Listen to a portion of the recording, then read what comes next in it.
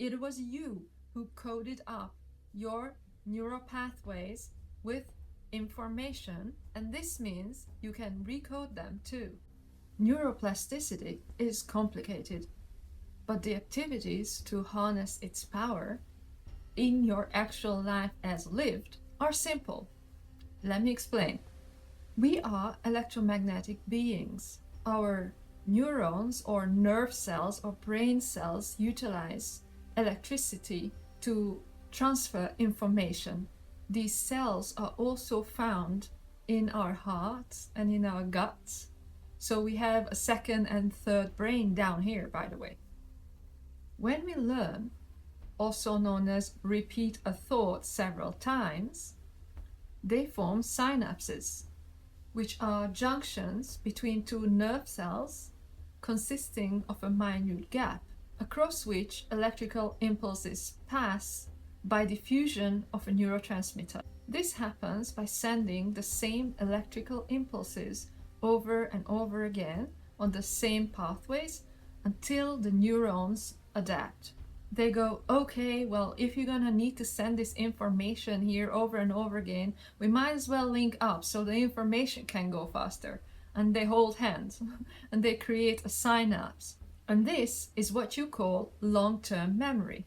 Neurons firing automatically so that you don't ever have to think the thought ever again. It's like when you put your hand into the fire and you burn your hand, you never again have to think when you see fire, should I put my hand in there? No, you will just know. You just know not to put your hand in there if you don't want to be in pain.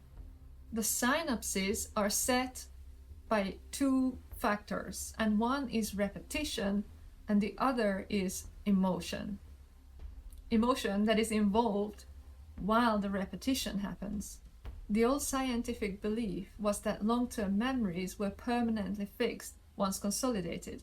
However, neuroscience now agrees that after a long-term consolidated memory is accessed or reactivated, retrieved, it can be made flexible or labile again and is susceptible to modification or updating. So what does this mean personally for you in your actual life as lived? Stay until the end to find out. There is a connection between the gut and neuroplasticity, which might be surprising. And as with everything, I do prefer to look at things in a really holistic way. And what does the gut have to do with neuroplasticity? There's a belief out there that dopamine fasting supports neuroplasticity. However, it's not the dopamine fasting itself that supports the brain's ability to reorganize its structure and function in response to experience, but it's the lifestyle changes promoted by the method of dopamine fasting that contributes to that which helps neuroplasticity, such as engaging in new healthier behavior and staying away from certain direct reward activities such as social media, shopping, scrolling, corn, you know what I mean, emotional eating. However, scientific evidence primarily connects intermittent fasting, not the behavioral dopamine fasting, to direct, measurable enhancement in neuroplasticity. So in that way, neuroplasticity has everything to do with your gut, how much rest you're giving your gut between the times that you are consuming food throughout the 24-hour cycle. I'm just gonna read this. Animal studies show that caloric restriction and intermittent fasting enhance cognition and increase the resistance of neurons to stress. Intermittent fasting can stimulate the production of neurotrophic factors such as brain-derived neurotrophic factor, which promotes neurogenesis, the creation of new neurons, and synaptic plasticity, which is exactly what we want, what we are talking about in this video. Fasting can alter brain metabolism, for example, by producing ketones that provide an alternative energy source, which may also support cognitive function and neuroplasticity. Let's now look at the mind-heart-gut connection. Holistically, how can you support your own neuroplasticity the most? And why would you? Neuroscience now agrees that after a consolidated long-term memory is retrieved and reactivated, it becomes flexible or labile, and it is susceptible to changing or updating. So how does this work? With your mind, heart, and gut all together. So what determines what happens with your neurons, like what kind of neural pathways and synapses get set in your brain, what kind of automatic thoughts go on in your head that you're not even aware of, is determined by several factors all at the same time. As you already know, it's repetition and it's feelings. So this means on the part of your mind, what matters is the thoughts that you think. As you now know, repetition determines what neurons connect with each other and create synapses. So the thoughts that you often think become connected literally physically in your brain so that the information can go faster. So if you think a thought multiple times, if you teach yourself something, if you learn something, then that will create a synapse so you don't ever have to think about it. And this is not only good and helpful things like don't put your hand in the fire unless you want to be in pain, but it's also negative beliefs, like something that you learned about yourself in a negative way, maybe in your childhood. For example, if one of your parents were not physically, emotionally, or mentally available for you, then it's very probable that you have learned, you have made up some kind of thoughts and beliefs about yourself and the world because of that. And that information was repeated inside of you without your conscious awareness, with strong emotions attached to it. So that's the heart, right? The emotions, the feelings, they happen here. So there was thought and there was feeling, but some pre-verbal imprints happen without conscious thought. Nonetheless, they happen with strong emotion, and the synapses still learn the decisions that you made then, even though you may not be entirely verbal or conscious about what has happened. So then the second factor in our holistically looking at what determines neuroplasticity is your heart. It's the feelings, the emotions that go with the thoughts. And what I want to call your attention to here is that the magnetic field of your heart is many, many times stronger than the electrical field of your brain, of your mind.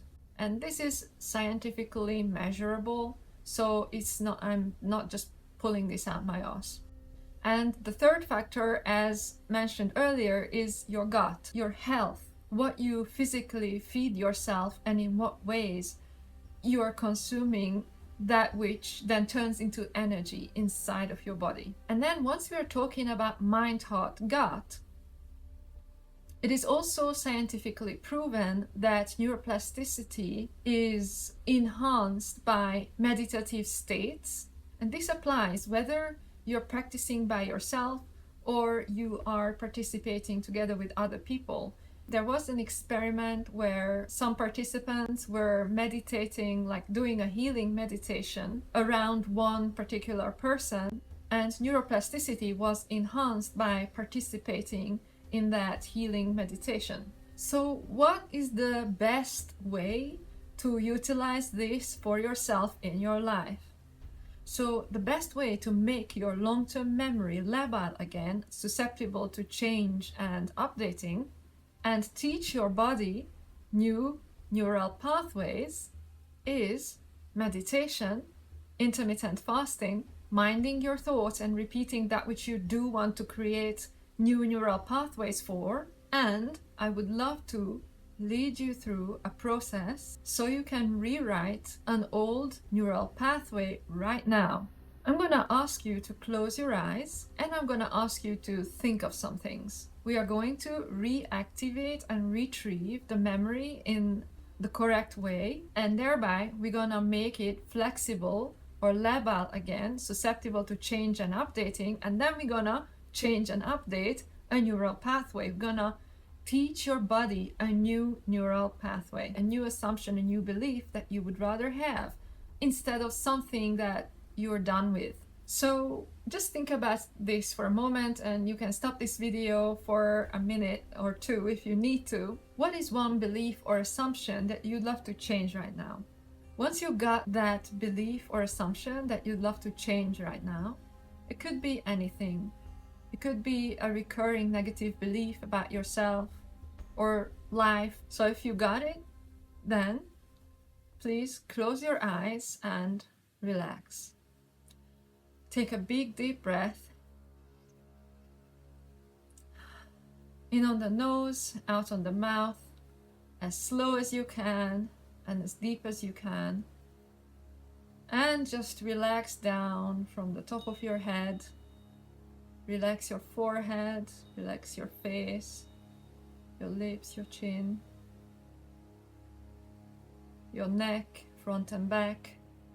And relax down through your entire body, all the way down through the pelvis, through the legs, down to your tippy toes, just relaxing. And every breath you take, you're relaxing more and more. And the more you're relaxing, the more relaxed you are. I want you to bring up the memory of where this belief stems from. And if you don't remember or if you don't know, then I want you to just imagine that you can float back above your timeline. I just want you to make it up. Just make it up. You can imagine that you can float all the way back through time, all the way back above your timeline to a time when you can't remember the feeling of this belief anymore. Maybe you are 4 years old, maybe you're 3 years old, maybe you're 2 years old, maybe it happened in the womb or before that. And I just want you to float all the way back above your timeline to where you can't feel the feeling of this memory. And once you're there, now I want you to float forward until the moment that you start feeling the feeling of this memory, of this belief, of this assumption. And when you feel the feeling of what does it feel like to have this assumption that you're trying to change, and you are in that time when this was decided, when you coded up that neural pathway, you are right now at that time in your timeline. And now I want you to, as you feel the feelings of this belief, of this event, this memory, I want you to play out the memory. And if you don't remember, just feel the feelings of this decision. And so play out the memory or feel the feelings of this decision, this choice, this neural pathway that you coded up, this belief, this assumption. And once you've done that, step outside of the memory and imagine that you can look down into it as it's happening in your timeline. And I want you to now consider from this place what other decisions you could have made, what other assumptions you could have made up. It is probable that you will find quite a few. And just choose one that feels good. Choose one that feels better. If you can choose the exact opposite, you can choose the exact opposite. You can just look at what other decisions, what other assumptions you could have made about the people, about yourself, about the world, or whatever it is that you are changing.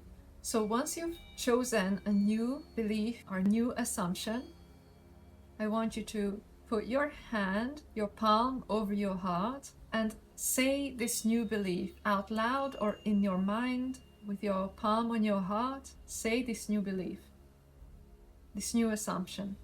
And imagine that you can speak this from your heart, through your heart. And I want you to consider what would it feel like if you fully believed this new belief? What would it feel like to fully believe this? And I want you to really make it up and go there. Who would you be being? What kind of person would you be being if you fully, truly believed this new assumption about yourself, the world, or others? What would that feel like in your life?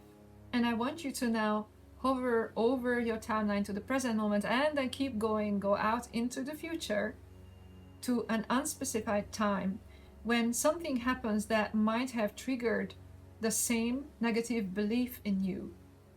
But this time, you have this new belief now.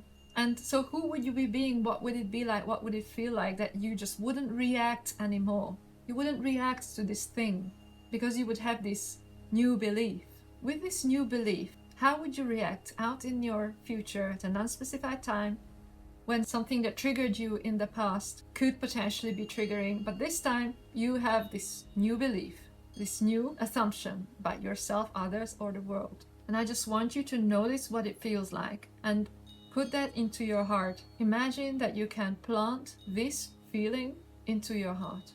And now I want you to start thinking about your life and start noticing how this new belief is already true. And I want you to notice evidence in your life right now. Start finding, gathering evidence. Just look and start finding evidence in your life right now. And you can be really creative about this. Like if there is something in your reality that shows you the old belief, just make up that that thing in your reality that you think is proof to your old belief is actually proof to your new belief. Once again, you can be really creative about this. Like, for example, if you have a belief, I don't know how to make enough money, then you see the evidence of that in your life. You look at that evidence and you say, this is actually proof that I do know how to make money. And then just watch as more evidence, more ideas of more evidence will start coming to your mind right now that prove to you that it's true, that you know how to make money, for example. And as you start noticing evidence for this already being true, this new belief already being true and proven in your life, I want you to start feeling gratitude for that it is already so. Start feeling gratitude for this being true right now. And I want you to come back to the present moment, into your body, wiggle your toes, and come back into the room and open your eyes. Welcome back. So now I want you to repeat this new belief in the next 2 hours with palm on your heart. So why you're doing this is because your palms have very strong, powerful energy centers, which is your center of receiving and giving. And what you want to do is, if you can, both palms on your heart is good, but if you can just do one, that's fine too. Your dominant hand will be the one that's giving and your non-dominant hand will be the one that's receiving. So you could use both, and your non-dominant hand will receive the vibration, the frequency of your heart, and your dominant hand will feed that new frequency, feed that new neural pathway which you just taught yourself. And why in the next 2 hours is because when you make the memory labile or flexible again, in the next 2 hours is your window when it is most susceptible to change and updating. So that's why in the next 2 hours, remember this as much as possible, and with the dominant hand feeding that frequency, because you literally give yourself, like your dominant hand is your giving hand, it's the energy center of giving. So you can give energy to that new frequency. You literally are energizing, doing this, you're literally energizing that new frequency. You're feeding and watering that new frequency, and you're teaching your mind, you're teaching your body, your system, a new neural pathway. And after this, repeat with hand on your heart for the next 21 days, as often as you can remember, because it takes 21 days to create a new habit. And if you want even faster results, come back to this meditation and do it on an empty stomach after intermittent fasting, and maybe take 5 minutes to meditate before you do it. So what we really talk about here is self-alchemy, knowing that you are the master of your destiny. You are whole, complete, and perfect, and there is nothing to fix about you, because there's nothing wrong with you. You are entirely equipped with absolutely everything to create real change in yourself and therefore in your life, because as within, so without. The outside reality is only a reflection of your internal landscape.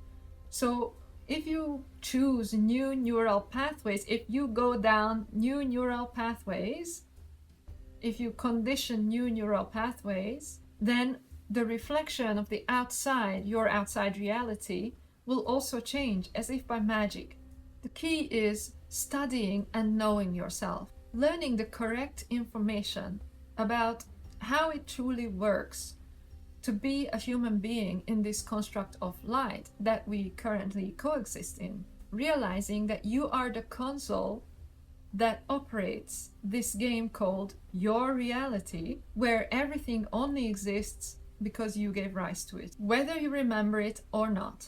It was you who coded up your neural pathways with information, and this means you can recode them too. Most of us just live in forgetfulness that we actually did that, and in even bigger forgetfulness that everything only exists because we gave rise to it. Well, that's for a whole other conversation. Remember, you are the architect of your reality. See you in the next video.